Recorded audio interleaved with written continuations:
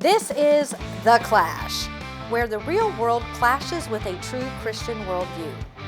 Join former professional wrestler Chris Whaley, known as the Masked Saint, who is an author, pastor, and teacher that brings his wrestling skills into the squared circle and tackles real-life issues. Along with Jeff Dixon, best-selling author, internationally known teacher, leader, and pastor who is not afraid to tackle the tough issues of the world we live in. Together they form a tag team of wisdom in The Clash.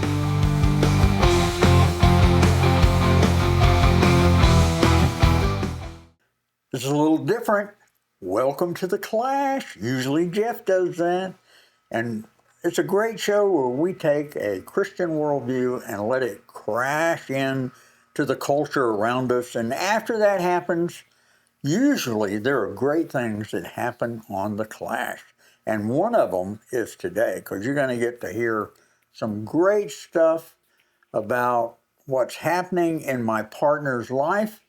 And you're going to have a chance to do something about that later on. We'll tell you about that. But I'm Chris Whaley, but the most important person sits in the other chair, and that is Jeff Dixon. Jeff, how are you? I'm good. Yeah? You feeling good about today? I don't know. It's kind of weird because can you really be a guest on your own show? Yeah, sure. Can we? Yeah. Is that allowed? Absolutely. Is that in a book somewhere I don't know about? There's a book somewhere. Could be. Okay. Yeah. And they're going to love this. Now, listen, I'm going to tell you, Jeff is probably one of the most amazing people when it comes to something called Disney. Now, I'm not talking about Walt Disney and the last, Snow White. No, I'm talking about Walt Disney. Walt loved the family. Walt loved this country. And he inspired this guy a lot. And Jeff is one of the most creative people that I've ever met in my life. I wish you could get to hear the sermons that you can. You can go to our website. You can go to our app, and you can listen to those sermons, and you'll be as amazed as I am. But Jeff is also one of the most creative people, and he has written a number of books about the Magic Kingdom. And he has a new book coming out, and that's what we're going to talk about when we come back from the break. Hey there, stop whatever you're doing right now. Get your phone out and go ahead and aim it right here at the screen at the QR code right in front of you. Because I know what you're thinking. You're thinking, hey, I'm having such a great time watching The Clash, but there's been some episodes that I've missed. Well, if you take a picture of that QR code and follow it to the website, you're going to discover all the episodes of The Clash that you might have missed on a channel called The Church at 434 in Motion. 434 in Motion has that and a lot of other resources, and we would love for you to catch back up on what you've missed. Every day there's brand new programming that comes out, and we want you to be a part of it. Now, hey, relax, it doesn't cost you a dime. It costs you a little bit of time, but it's well worth it because it's time well spent. Actually, it's almost like you're making money at it. So use the QR code, come find us, see the episodes of The Clash that you missed, and let's get back to the show. Hey, welcome back to The Clash, and we're talking with Jeff Dixon today about a new book that's coming out right now, right? It is. And so, Jeff, I got to ask you, even before we tell you what the title is, you've written a number of books on the Magic Kingdom.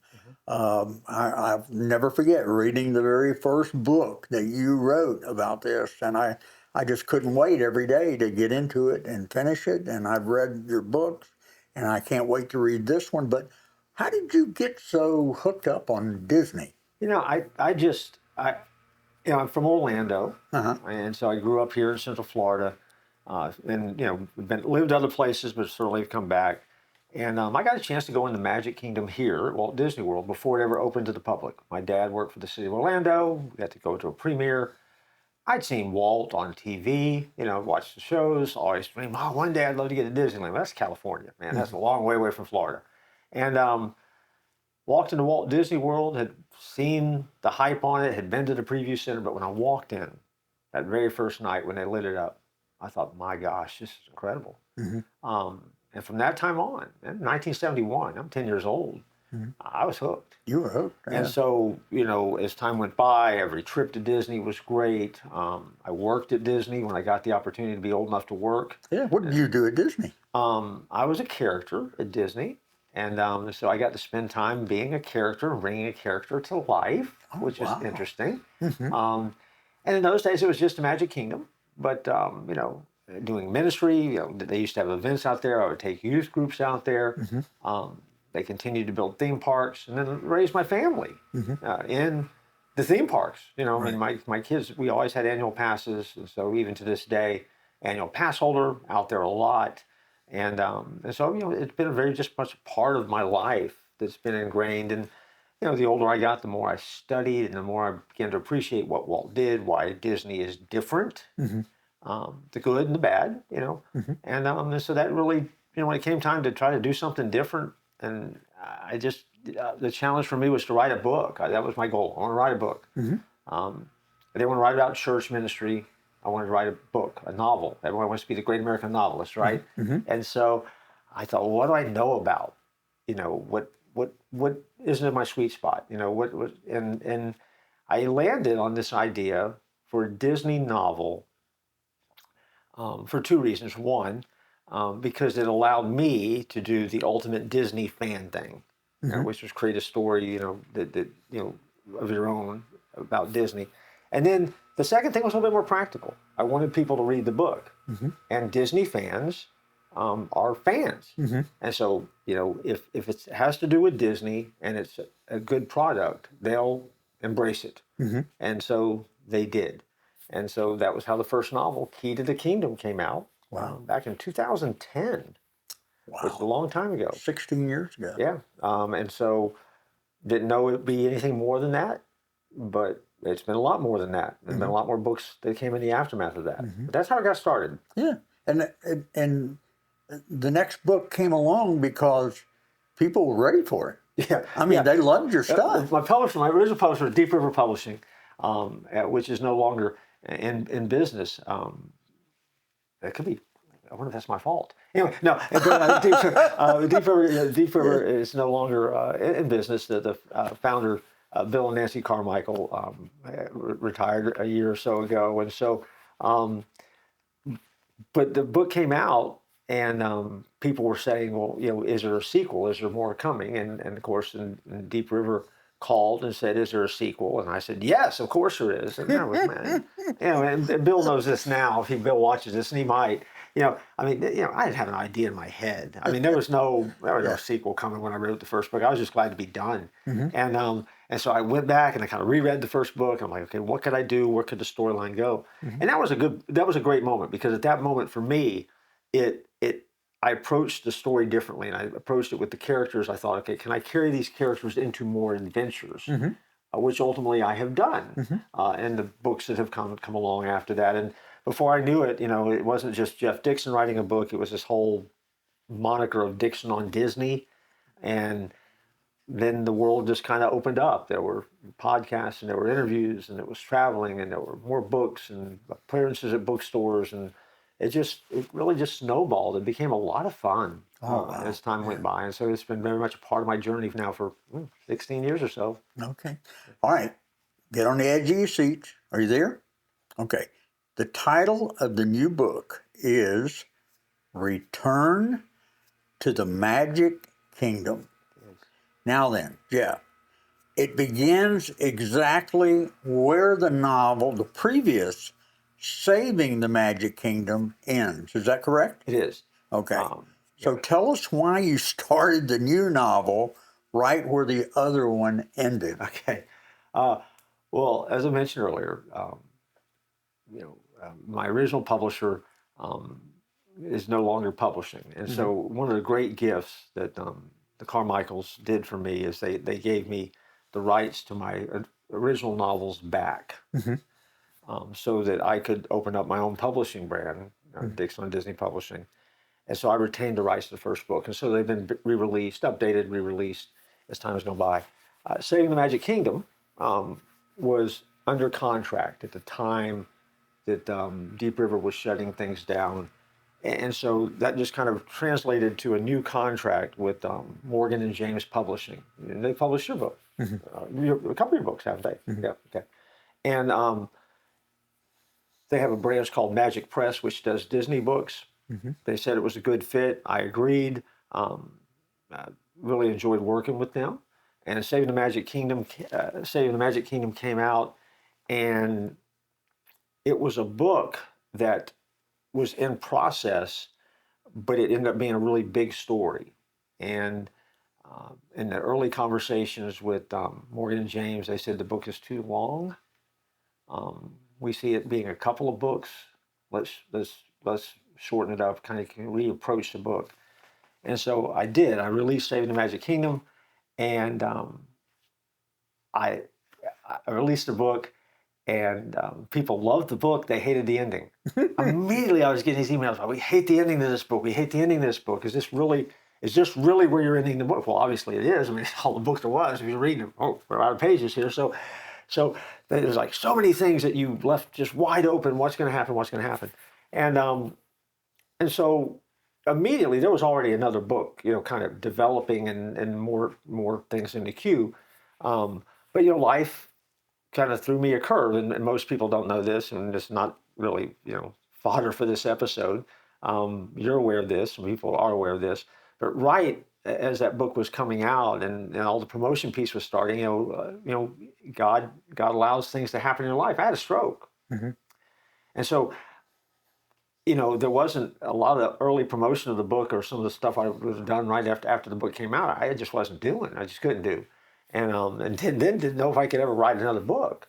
And so this book kind of got put on hold. I mean, the ideas were there, but it just kept getting pushed back, until finally, Return to the Magic Kingdom comes back. And so we've used as a tagline, the end is the beginning. We are starting this book and beginning this book right where the other book ends. As a matter of fact, if you've already got the book or you're picking the book up or you're thinking about it, you will open that book up, and actually the first chapter of the new book is the last chapter of Saving the Magic Kingdom. So it literally is, it starts with the end of the first book that kicks us off into this book. And again, it kind of plays with the idea that people they weren't satisfied with the ending of the other book. They had a lot of questions. They were upset because of the demise of a certain beloved character. And so how do you justify that? What are you going to do with that? How do you redeem that? Can you redeem that? Can you resurrect that? So right. This is what Return to the Magic Kingdom does. Wow. And so for me it was a long time coming. I snuck out a novella around Christmas time in the middle of all this just to prove I could still write to myself, and then was able to kind of get this kind of cinched up and tied up and kind of continuing on with this journey these characters are on. So yeah. So I'm excited about it. I'm excited for people to get to read it. I'm hopefully going to satisfy some people who were just really angry at me after the ending of the other book. But yeah. Well, this book is eagerly awaited. Did it take you a long time to write? It took me longer than I wanted it to. For part of the reason it was what I told you, and then part of the reason is, I felt as dumb as it sounds, right? You start writing novels and people buy your books and they, I never read reviews, because again, my opinion of your book or your opinion of my book, you either like it or you don't like it, and I don't really feel obligated to share that with people because that's just my opinion, right? So I never try to read what the critics or the fans say too much, but I do like to respond to fans, and so I really wanted to get this one right. And I think if there was any pressure, it was just really because I really had a desire to satisfy fans who have been with me a long time now, and give them something new to wrap their heads and hearts around and stay with me in this process. And so I felt that pressure. And I hope I did that. Because it ended up being a lot of fun. Right. So it's different than some of the other books, but also at the same time, it is new and it is different, and it expands the characters a little bit more and allows them to take off and get a new arc of some stories to come, maybe. Right. So eagerly anticipated. Hopefully it will live up to the hype. Right. We'll see. Well, I should ask this at the end instead of right now, but in writing this one, has it flamed those creative thoughts in your head for other books or another? Has it done that? It has. It's yeah. I mean, it's for me. Re-engaging in the writing process like I have has ignited some other stuff. And again, so I'm in a pattern where with the Dixon on Disney books, every Christmas there's been a new novella that has come out now. And so, it's kind of like, as soon as Christmas comes past, the next question is there another one coming next Christmas? And where does this fit into the timeline and stuff like that? All right. And so the answer is yes. There's another Christmas novella coming, and so those have just been fun, short Christmas jaunts, and an hour and a half read and you're done. And so they've been fun. So that's creative. And so, but then in the midst of that, there is been a children's book that came out, Grayson Hawkes and Secret of Main Street, which I'd never written a children's book before. So I went to school on how do you write a children's book and what do you do and how do you take an illustration. But in the illustration, you don't actually show everything you're talking about in the text, because when you're writing for kids, you want them to imagine and fill in some gaps with the pictures. And so, if you look at a children's book, the images in the children's book, like a little golden book, right? They don't always line up exactly with what you're reading. Right. And because, again, there's a lot of space for kids to kind of fill in gaps with. And so there's an art form to that. I didn't know anything about that. I don't know if I did it or not, but so the kids' book was a lot of fun. As a result, there's been another kids' book that's in process right now that people will eventually get to see, with a third one actually in process as well. So, I mean, it creates a different group of readers. And then with the kids' books, what I did is I went back and I tried to drop clues as to what they don't know about the life of the main character, Grayson Hawkes, something new in each book.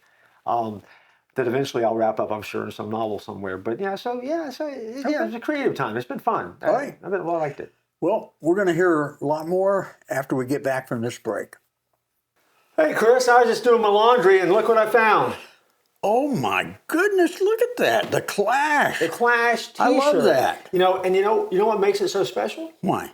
Well, because this is the Clash TV show. This is our logo.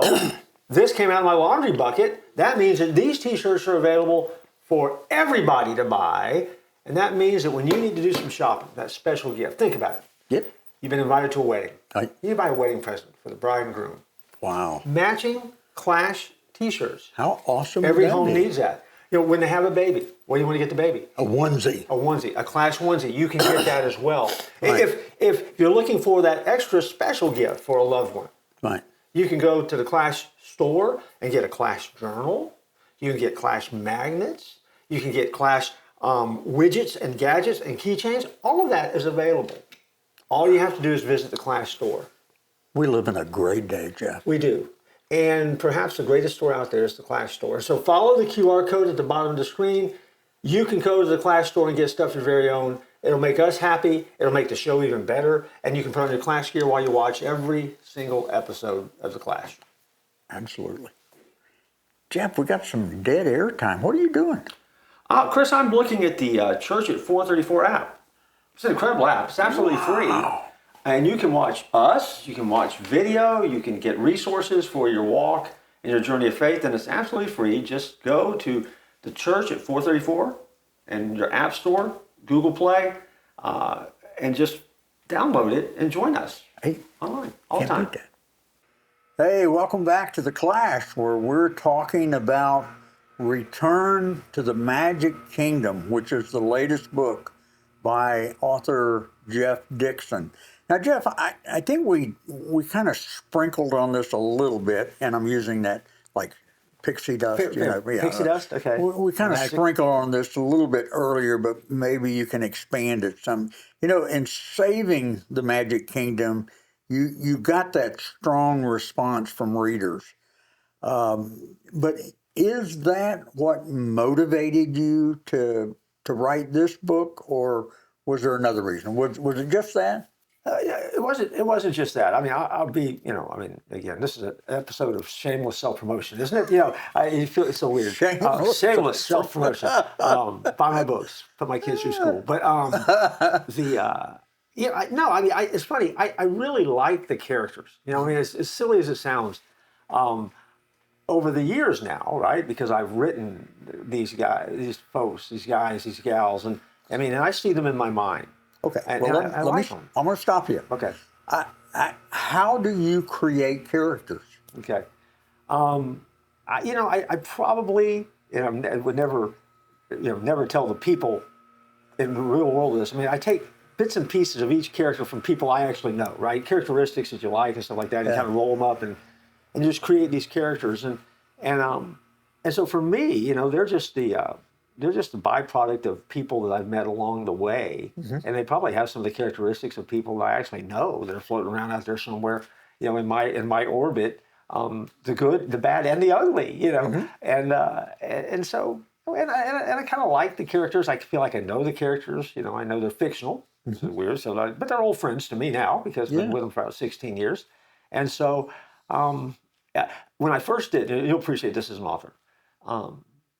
There's a lady who owns a bookstore here in the state of Florida, runs it, and her name's Rachel, and she's a good friend, very gracious, very, very a leader, really, in the brick and mortar book industry. And she had me down very graciously to do a reading group, and they had all read the first novel, and I had not really done anything like that before.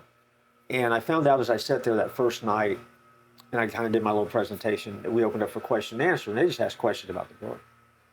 And they were asking questions about the character that, Grayson Hawkes particularly, that really weren't things I had written in the book. I mean, they were asking about the character, his background, his backstory, wanted to unpack more of his backstory so they could understand the character and appreciate the character more.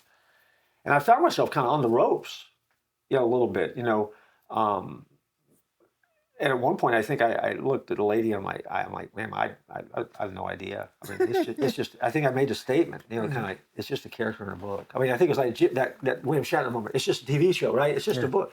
And Rachel's very kind, and again, she's a fan, and she's just been very good to me through the years. And so she pulled me aside after it was over with. And she said, I know this is your first novel. She said, but you created some characters that for whatever reason connected with people and people care about. But they're your characters. So when these people are asking questions, they've invested in you. They've invested hours in the work that you've created, and they're asking you legitimate questions. And she said, you kind of blew that question off like it was a silly question.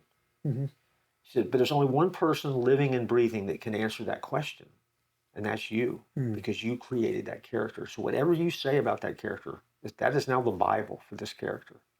And people care. And if you want them to care, you'll come up with good answers, and you'll treat those questions with respect. Wow. I mean, now, and again, I never walked away from that, right? I mean, that hit. Okay, I get it. I mean, and so from that moment on, I really approached each of these characters really differently.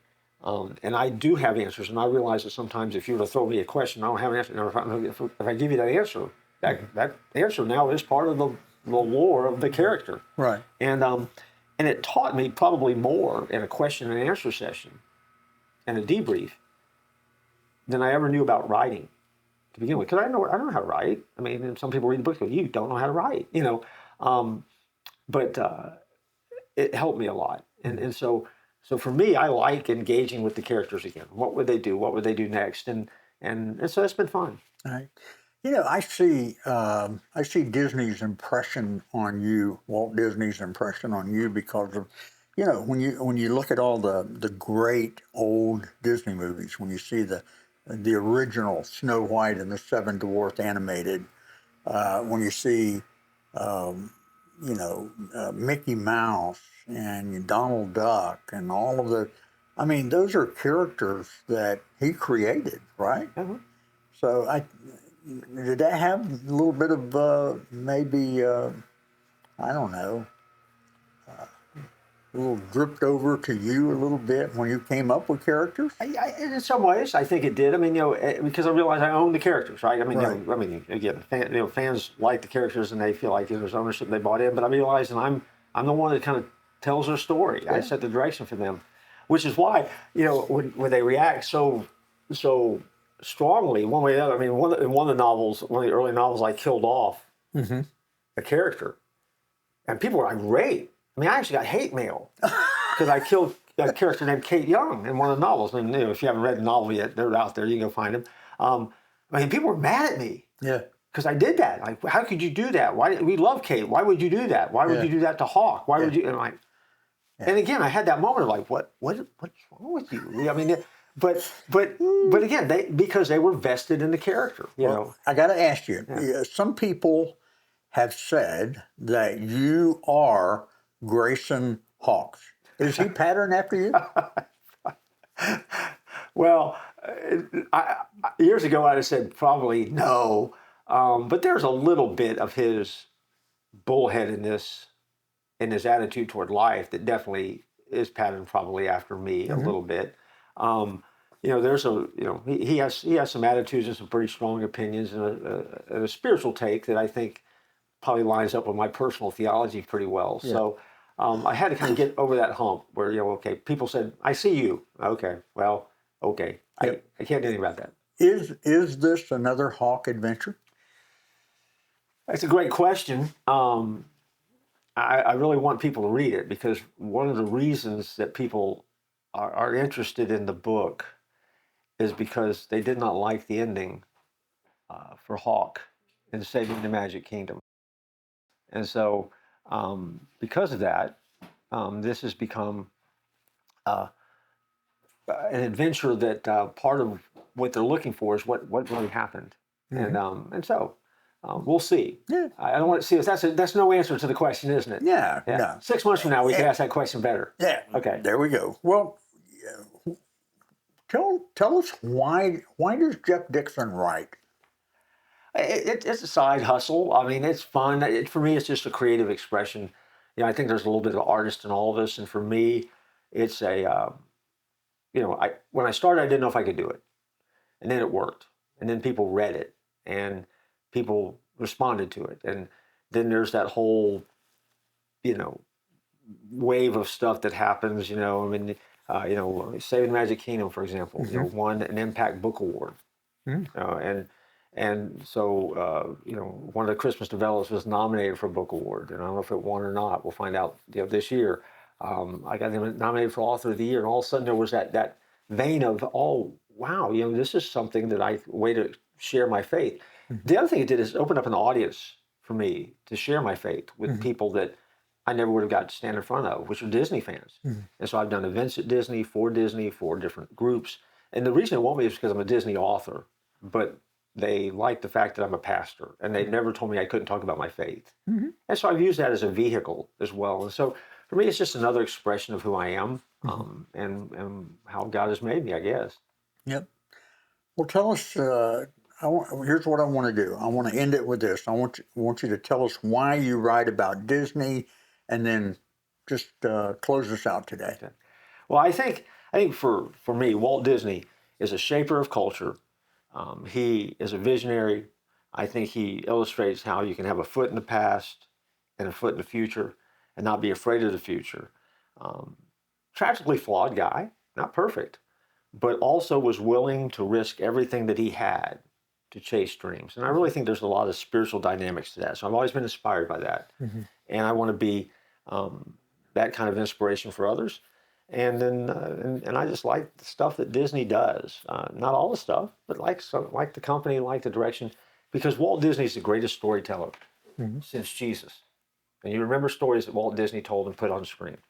And so, so for me, that's one of the reasons that really has become the jump-off point. And so, the book is called Returns of Magic Kingdom. Thanks for this opportunity. And so I guess I'm going to steal your line. Join us next time, but until then, don't tap out and buy the book.